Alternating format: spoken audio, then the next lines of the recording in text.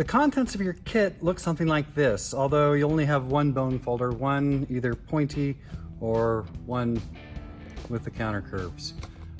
2 bobbins of bookbinding thread waxed, 1 awl, and 2 needles. Also a stack of 50 sheets of paper, approximately 5 7/8 by 9 inches. Our first step is going to be to process the stack of drawing paper so that it's ready to sew together as blocks of a book. Each of the sheets, each of the 48 sheets that we'll be using, needs to be folded in half. We can accomplish this with a fairly consistent and square fold by lining up the corners of the paper, securing that far side, and then coming to the center and out to the edges. I tend to work procedurally when I'm making for myself, and we'll go back and reinforce that crease with the bone folder in the next step.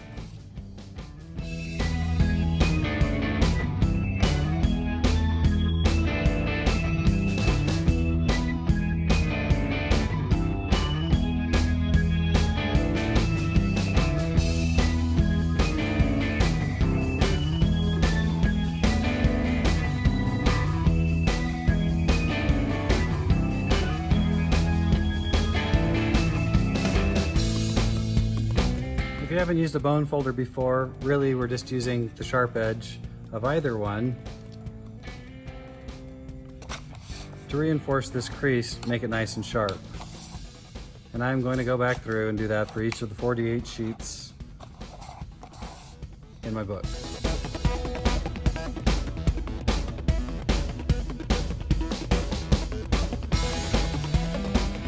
You can see what kind of a difference it makes just running that bone folder over a crease. You can also use your thumbnail if it comes down to that, but as far as how much air and space a pair of pages is taking up.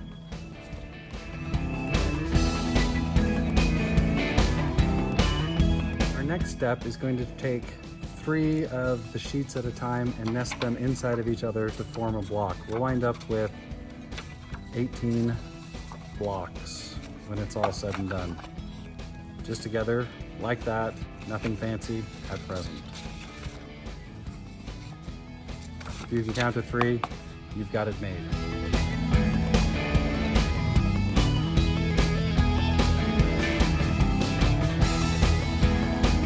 You can gather up all the pages, all of the blocks together, and square those.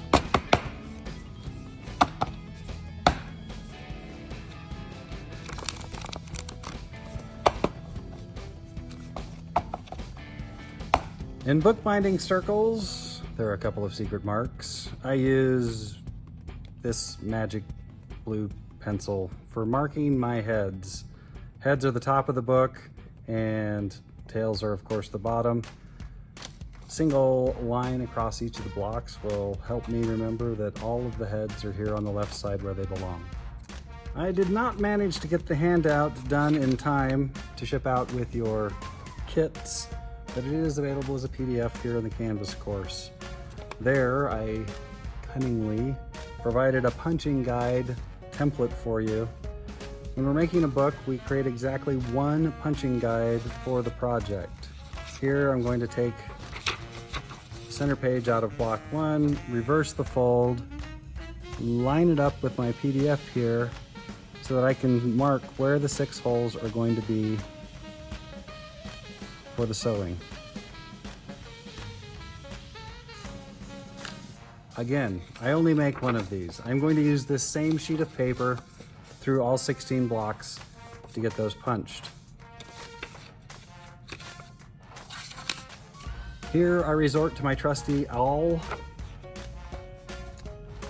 I'm going to line the awl up with the hole and apply pressure until it comes through. I need a path for the needle and thread to pass through on this block of pages. I don't need a giant hole. I don't need to be able to drive a Cadillac through it. I just need to be able to get the needle and thread through without killing my fingers trying to shove the paper, the needle through the paper without a hole pre-existing. So I'm going to take this out and use it in each of the blocks. Then it goes back in the first block when everything's all said and done.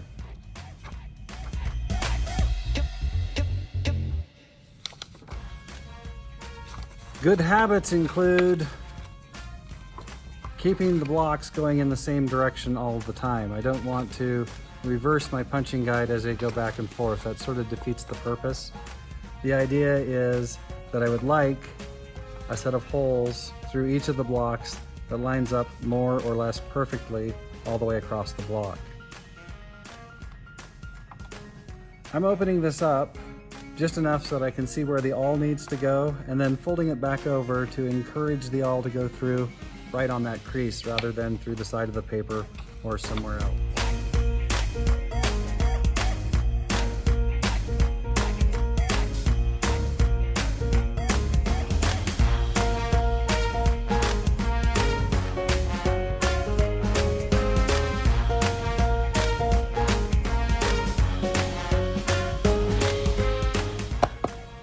Of course, tuck that punching guide back into the first block.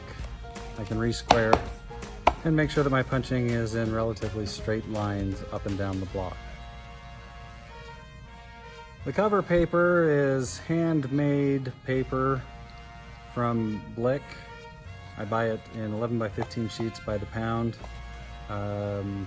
Bit of variety in the patterns that come out. I like it for projects like this, and it winds up being useful for other things as well. The covers are going to fold so that they work as covers. So on the front and on the back, opposite directions. There's about a 2-inch overlap into the page space. And we'll of course repunch those with an awl here in just a moment. Square up the book, ready to sew. We've got the head here on the left-hand side. The front of the book is furthest away from me, the back of the book closest, and the tail or bottom of the book over here on the right-hand side. I encourage my students to just take that whole stack of work and lay it face down in their workspace. We're going to start with the back of the book on the left side and work back and forth until we hit the front. Each of the bobbins included in your kit has about 10 yards of waxed thread. We'll need to extract 3 yards of thread from whichever color you prefer. That thread, of course, will be threaded onto one of the bookbinding needles. We will double the thread back. For management purposes, the book is bound throughout with a single strand of thread. We're doubling the thread here strictly as a management tool so that you're pulling about 1.5 yards length to start, and that shortens up fairly quickly as the book proceeds. At no time should we have 2 strands of thread on any stitch in the book. As the tail gets closer to your working space, the stitches you're making, we simply just move the needle further towards it, thereby lengthening the working thread and shortening the tail. With my needle threaded and my stack of blocks here ready to go with the top to the left and the back of the book on top of the stack, and my needle threaded, I'm ready to rock and roll. Rule number 1. Skip no stations. We're going to start at the top of the book in station number 1 at the left side, and I'm going to draw the thread through and leave myself a generous 6 inches so that I can close up the book on the back side as I get done. Rule number 1 is skip no stations. You move in and out of each of the stations as you come to them. Don't skip anything. Always use the next closest station.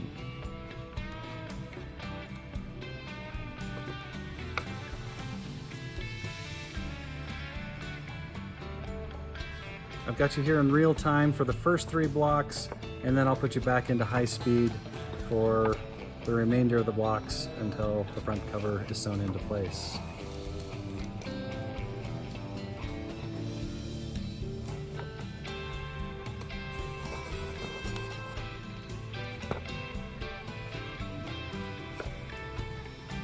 With the pages in this orientation, I just pick up the next block and I add it in. I want to be sure that the tail, the end of the thread that's being left behind, is between these two blocks. While I'm doing this, I've got exactly 2 ways that I hold the book in my left hand, the paper becoming the book. I stick my fingers here in the middle of the next block and I hold it, pinching with my thumb on the back of the book. I'll bring my pinky in to bridge under the edge here as I move into, per rule number 1, the next closest sewing station and skipping nothing. So I'll be shuttling back and forth, left to right, then right to left. Block 2 introduces or adds 2 new concepts to this project. As I come out of sewing station 5, I need to address the French loop. The French loops are located here at these 1/2 inch exposed sections of thread. I'm going to take the needle from the back of the book towards the front of the book, away from me, and I want to come underneath that loop.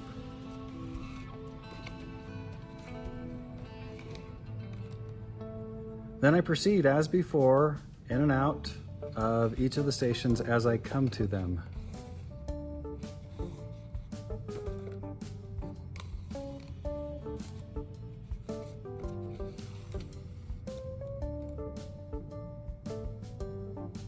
We don't want to pass the needle through the thread. It's less likely with this heavily waxed thread. I see it more often with the linen thread that I stock in my classroom. It's not the end of the world if you split the thread, but much less neat and tidy. Something that's fairly straightforward to undo. Here I am, I'm pretty much at the end of my thread's doubled, so I just move the needle down and pick up block number 3.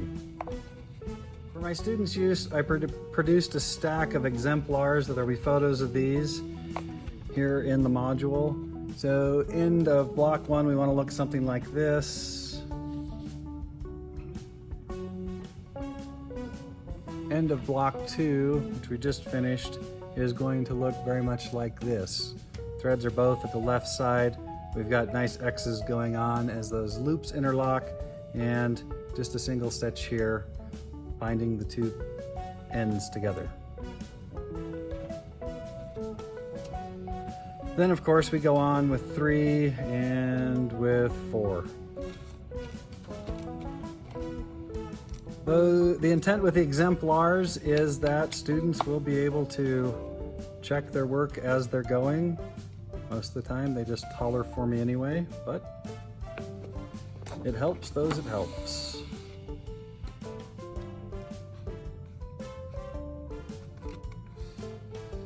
Block 3 is going to add 3 new concepts. Here's the second way that I hold the book. I grab it from the bottom, from the open side of the book, and cup it in my hand that same way. As I come out of station 2, I switch to this alternate hand hold so that my hand is not bending in funny ways in order to engage with the French link.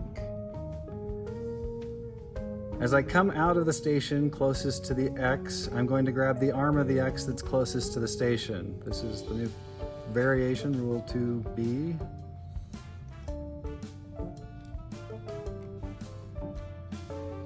Regardless of the direction in which I'm sewing, I will always grab the arm of the X closest to the station out of which I am coming.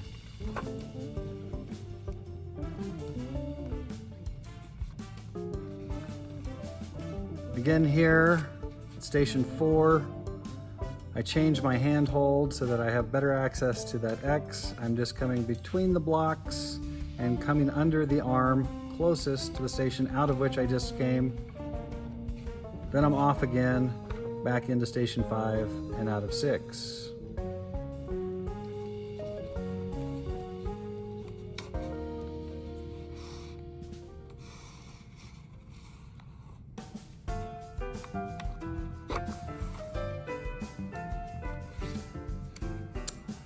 The next concept we need to pick up is the kettle stitch. The kettle stitch is used on the stitch joining the previous 2 blocks as you come to the end of each block, starting with block 3. So block 3 will use the stitch linking 1 and 2. block 4 will use the stitch between 2 and 3, and so forth as you go through the book. Kettle stitch is called for here, and that's simply taking the needle and passing it from the center line of the book to the outside. Here I'm headed towards the tail. It's an odd numbered block. I'm working towards the right. I'm going to create a loop, and once I can see the loop there, I'm bringing the needle from the back of the book through the loop and getting ready to cinch that down. Number 3, the third concept we need to discuss is tension for the book. If I just keep working as I have been, it's going to be very loosey-goosey. Here, starting with block 3, I'm going to manage tension. I'll open up to the center of the block, and I'll start at the far side from where the thread is, and gently tug the thread, all of the slack, to the end where my kettle stitch is. Get that pulled out, then cinch it down. We've got the dental floss problem. If your children or whomever in your life doesn't floss their teeth until 2 weeks before the dental cleaning, the wax helps lubricate the thread so that neither the thread nor the paper break down as quickly as they normally would. It also reduces the sawing action of the thread passing through these holes. We still need to be careful, pulling out gently and perpendicular to the paper as much as possible so that we don't cut the paper laterally along those folds.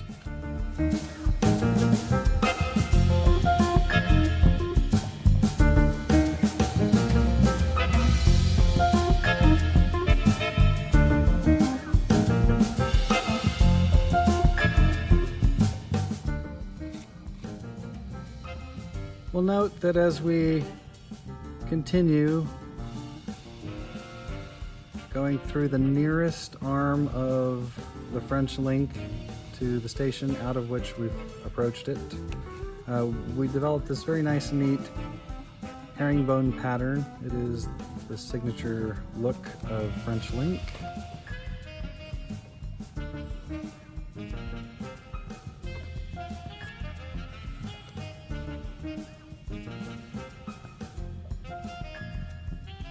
Some of my students will attempt to grab that link and go straight into the next station at the same time. That's a colossal waste of time for my uncoordinated fingers. I just handle it as 2 discrete steps. Your mileage, of course, will vary. You're probably more coordinated than I am.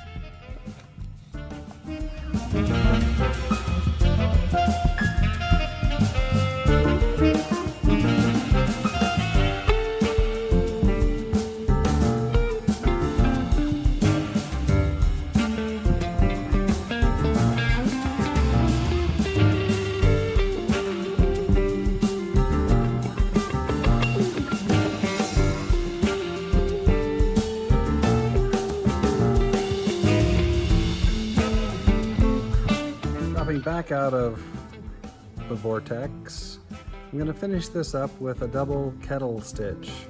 I just do 2 single kettle stitches as I've been doing at the end of each block in a row. Get that set up, remove my slack, tighten the kettle stitch, then add a second kettle stitch. For student projects, 3 yards is a safe minimum amount. As you can see, we've got a scant bit of working room left here.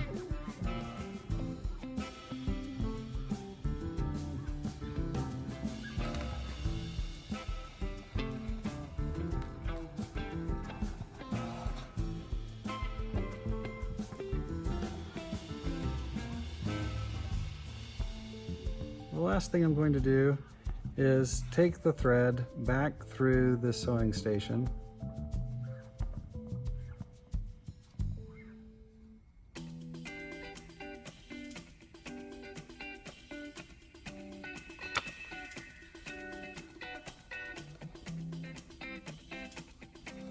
To the inside. This thread is heavily waxed, and I'm going to whip it around this internal binding 3 times and then just pull it straight. The wax does a fantastic job of holding things together. Here I can just snip off close and rely on the wax to keep things where they belong.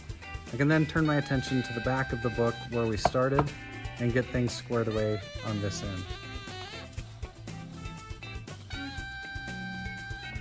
I'll get my tail out and the needle threaded back on it. Here I'm going to set up for a kettle stitch as I've been doing throughout the book. Between blocks 2 and 3,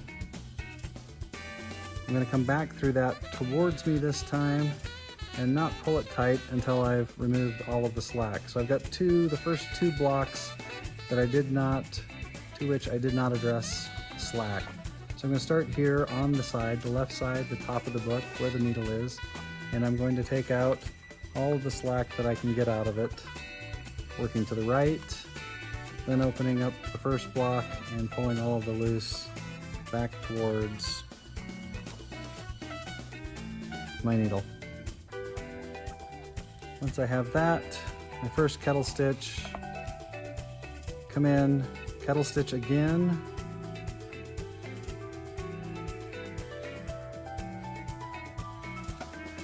then back into the book and whip as we did on the front.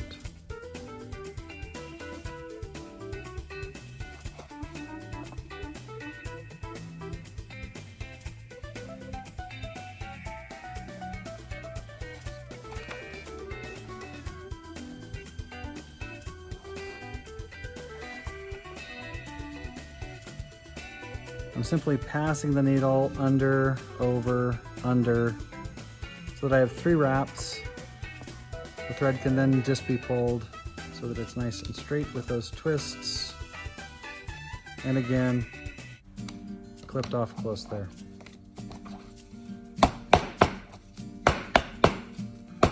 Square the book.